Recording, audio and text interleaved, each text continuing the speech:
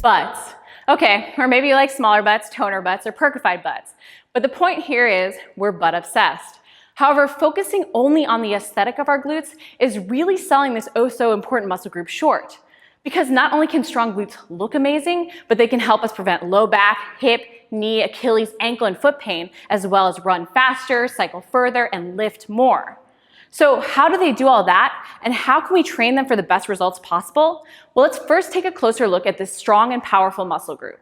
Our glute muscle group is made up of 3 muscles: the glute maximus, medius, and minimus. But I'm actually only going to really focus on 2, the max and the medius. And I'm only going to do this because the glute minimus is commonly known as the TFL's nasty cousin, so it can often actually hinder the glute gains we're trying to make. While the glute minimus is technically a glute muscle, and while it assists in abduction, it is important to note that it actually acts more like the TFL, also assisting with hip internal rotation and flexion. So let's start with the glute max. The glute max is the largest muscle in our body, made up of 70% type 1 or slow twitch muscle fibers and 30% type 2 or fast twitch muscle fibers. Why does this matter? Because it's such a powerful and strong muscle, heavy loads and explosive movements are key to work it. But because it is also made up of more slow twitch muscle fibers, a higher volume and more time under tension are also key. This is why you need heavy compound lifts and explosive moves, but you also need some of those isolation activation moves that create a pump. As you consider using a variety of moves, you also need to think about the actions and functions of the glute max and even what area of the glute max you want to work. The glute max is our primary hip extensor and also a strong external rotator of our hip. It also posteriorly tilts the pelvis, which is why cueing a posterior pelvic tilt during certain glute moves can be key for higher glute engagement. A study in 2010 found that a posterior pelvic tilt effectively increased oblique and glute maximus recruitment and reduced lumbar extensor recruitment. The glute max and obliques are often termed phasic, having a propensity towards inhibition, lengthening, and or weakness, and the lumbar extensors are often termed tonic, having a propensity towards overactivity, shortening, and trigger point development. Cueing the posterior pelvic tilt to engage your glutes can help clients with postural dysfunction. A posterior pelvic tilt is easily taught during a quad-rep movement when you're on your hands and your knees, or even a bridge, and it may be a way to improve recruitment patterns in those individuals with low back pain and even anterior pelvic tilt. What does this mean?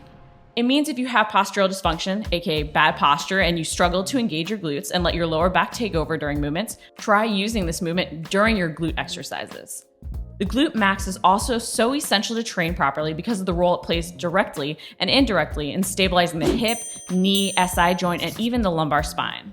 A weak glute max means instability and therefore injury. A 2005 study found that knee motion and knee loading during a landing task are predictors of ACL injury risk in female athletes. AKA, you need to train your glute max as it helps to prevent unwanted hip adduction, internal rotation, and flexion, that knee valgus that you can see when someone lands or decelerates. But when you train your glute max, while many moves work both the upper and lower fibers of the muscle, you do want to note that these areas can be recruited to different degrees with different movements, with the upper fibers being more involved in hip abduction and hip external rotation, which was found in a 2016 study. AKA, not only can this help you further prevent injury by targeting weak areas, but if you've ever thought you wanted to work your upper or lower glute max more for aesthetic reasons, for instance to build that shelf butt, you can. Because of all these different functions and actions, it's important you do activation moves to improve your mind-body connection and build stability while also using heavier loads to challenge this very strong muscle. And the moves you choose to do can't just be in one plane of motion to work all of the glute max fibers, or for that matter, even to strengthen your glute medius. So let's talk about the glute medius. Your glute medius may be smaller than your glute max, but that doesn't mean you can ignore this essential glute muscle.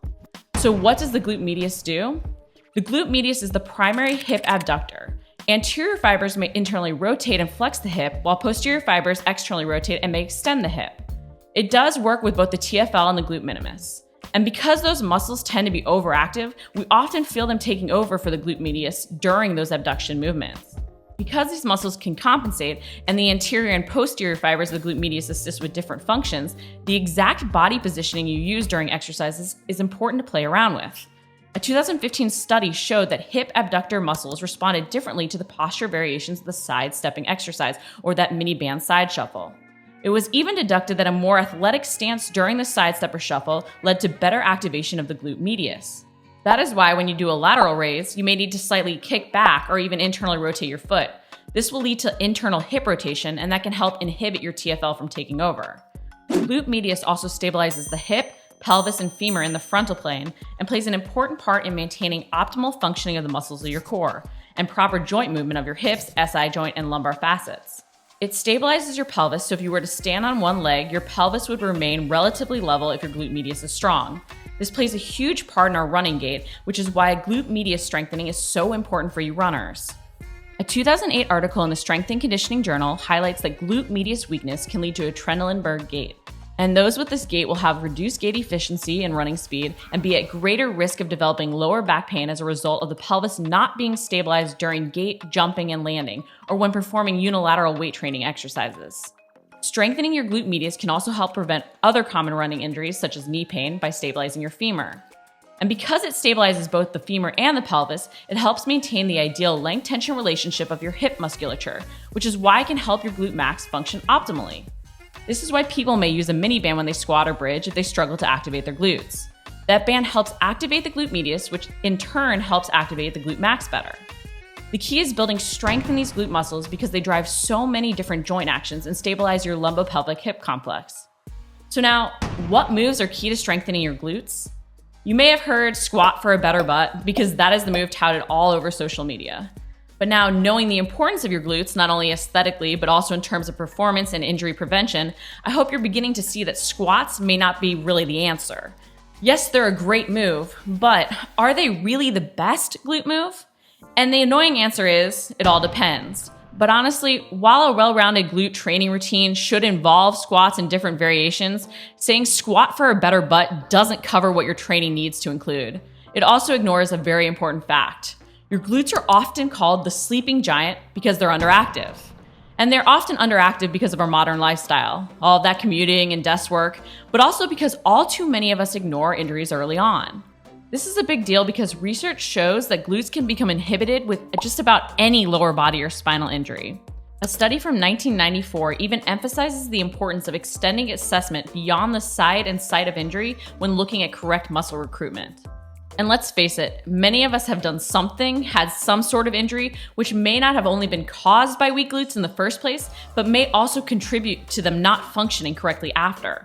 This is why you have to take a 4-step approach to your glute training and really any training that you do. Because of not only injuries, but our modern lifestyle, we need to start by relaxing or inhibiting muscles that may be overactive and shortened. Muscles like our hip flexors that may then cause the glutes to adaptively lengthen and weaken. So what is step 1? Foam rolling or self-myofascial release. In case you aren't familiar with foam rolling, a really quick summary of how it works. Basically, you're using a ball or a roller to press on a trigger point and help the muscle relax and release itself. Knots and trigger points can cause restrictions and alterations that result in a change to motion about a joint.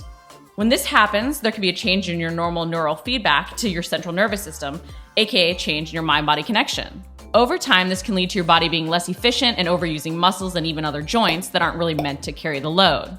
For instance, tight hip flexors can lead to your glutes becoming underactive, which in turn can lead to you recruiting the muscles of your lower back to carry the load your glutes really should be carrying. And this can then lead to low back aches, pains, and even injury. Think about an all too common issue we see, anterior pelvic tilt. And while some tilt is acceptable, too often we see excessive arch, which leads to improper loading. Shortened hip flexors lead to underactive glutes and overly stretched hamstrings, as well as excessive lordosis or arching of our lumbar spine. This tends to not only lead to potential quad dominance, but low back and knee pain, as well as hamstring strains and injury. A 2014 study showed that foam rolling of the rectus femoris led to elongation of the muscles to increase range of motion at the knee and hip. This can then help you better activate your glutes because your hips have a full range of motion and no muscles will be trying to compensate. Now you may be thinking, can't I just stretch to improve my range of motion?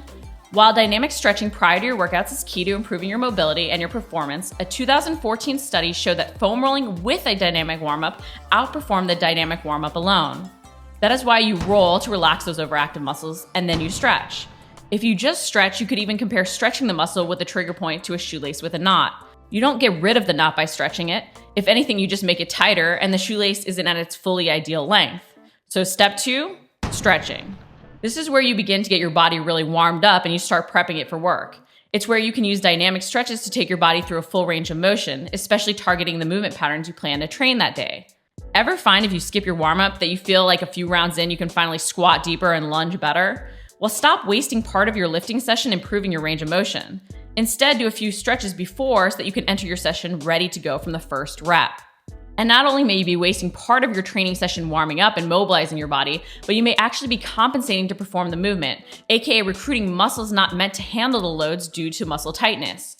Our body is amazing in that it finds a way to replicate a movement. However, this can also lead to injury. Stretching is therefore key as it can help relax shortened hip flexors to improve glute max activation. A 2014 study of female college players showed that individuals with hip flexor muscle tightness appeared to utilize different neuromuscular strategies to control lower extremity motion. What this means is they compensated because their hip flexors were tight and it inhibited their glutes. The one thing with stretching though is it only really benefits you if you don't cheat. For instance, if you do a half kneeling hip stretch, but you arch your lower back instead of actually squeezing your glutes to drive the hip into extension, you won't actually be stretching your hip.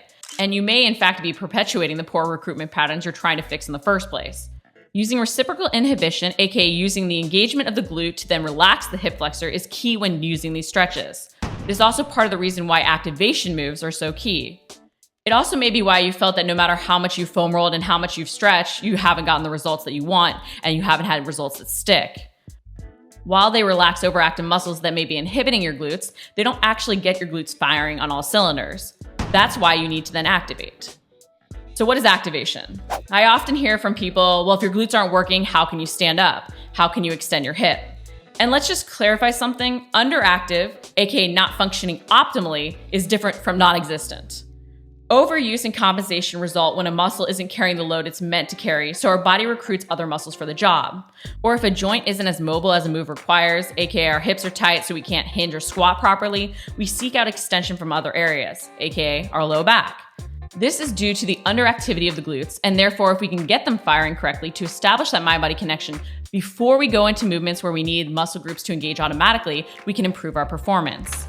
A 2017 study showed that by doing glute activation moves prior to your workout, you may facilitate recruitment of the gluteal musculature by potentiating the glutes in such a way that a smaller neural drive evokes the same or greater force production during a movement. AKA, your glutes are ready to work and you're more easily able to make them fire. A 2016 study also found that focused activation to learn how to properly recruit the muscles before strength exercises may also even be beneficial for various knee injuries.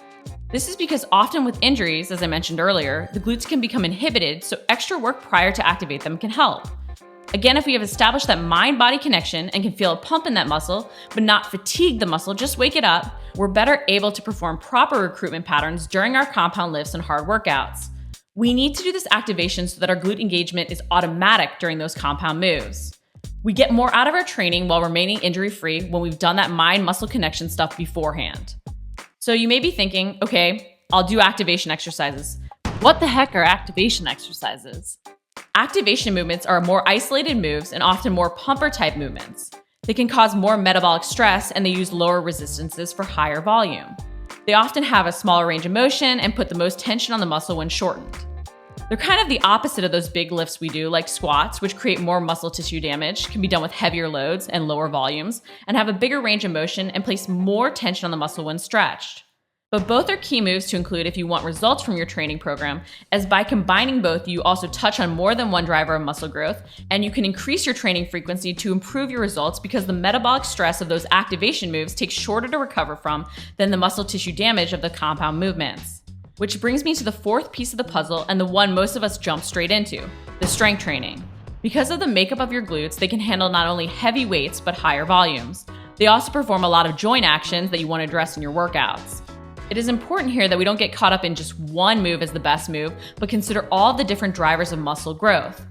So when we consider the glute moves we want to include, and even the training frequency we want to perform, we need to consider the three drivers of muscle growth. A study in 2010 showed that the three mechanisms of muscle hypertrophy are mechanical tension, metabolic stress, and muscle tissue damage. Each of these can help us build stronger and, if we want, even bigger glutes. But how can you use each one? When you consider what moves to include, they need to be based on your goals and addressing the different joint actions of the glutes, but they also need to consider these four aspects. Muscle activity. So when you do a chest workout, you're not going to do an exercise for your glutes, right? You want to address the muscle you actually want to change. The range of motion. How big a range of motion are you going to put that muscle through during the exercise? The emphasis on the eccentrics. Studies have actually shown that the eccentric portion of the lift can cause more muscle tissue breakdown. And then muscle length at peak tension. When are you creating the most tension on the muscle? Is it at the bottom of the squat or at the top of the movement like the hip thruster? So by using moves that include each of these 4 aspects to different degrees, you can use all 3 drivers of muscle growth to your advantage. You can train with heavy loads, but also train with more volume and increased frequency. And that's the best for the best results possible. What is an example of all 3 moves?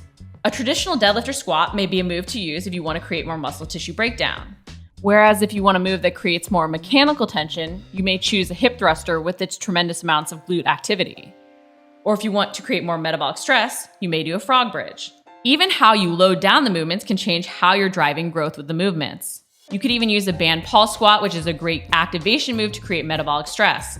By adding the band and limiting the range of motion, you can change it from creating a ton of muscle tissue damage like the barbell squat to a move that creates more of a pump. All of this is important because it helps you get the results you're looking for without wasting time. By varying how you are challenging your muscles, you can make sure to work your glutes from every angle with the loads and volumes you need to get results. So how can you go about implementing all of this? Well, if you need some help, I've created my Glute Camp cards. Not only does this program go into more detail about the why behind proper glute training, but it has all 4 series done for you so that you can create over 700 workouts based on your needs. Whether you're looking to prevent injury, run faster, grow your glutes, or simply get stronger, there are workout combinations for you and even schedules created to help you find the right training frequency. When you're looking to create your workouts, just remember you need all 4 parts. Start by addressing those tight muscles that you tend to feel taking over with foam rolling. Then implement stretching to improve your flexibility and mobility so that you can get those glutes truly activated and working correctly. Then don't forget to strengthen them for every direction. Combine heavier workouts with more pumper workouts so you can even increase your training frequency for this so important muscle group to even between 2 to 4 times a week. A 2016 study even showed that training a muscle group twice a week promoted superior hypertrophic outcomes to once a week. Remember though to listen to your body. Heavy loads and even the right volume will be based on your current fitness level and needs. Create progressions so you can clearly track and slowly add over time. And don't be afraid to play around with the variations of moves that you use, subbing in front squats over back squats or using different versions of the glute bridge. You want to find what you feel the most, as each of our builds and patterns are slightly different. If you like the video, make sure to like it, comment below if you have any questions, and subscribe. We're posting new videos each week. Plus, check the description below for a link to 18 glute strengthening moves as well as my glute camp.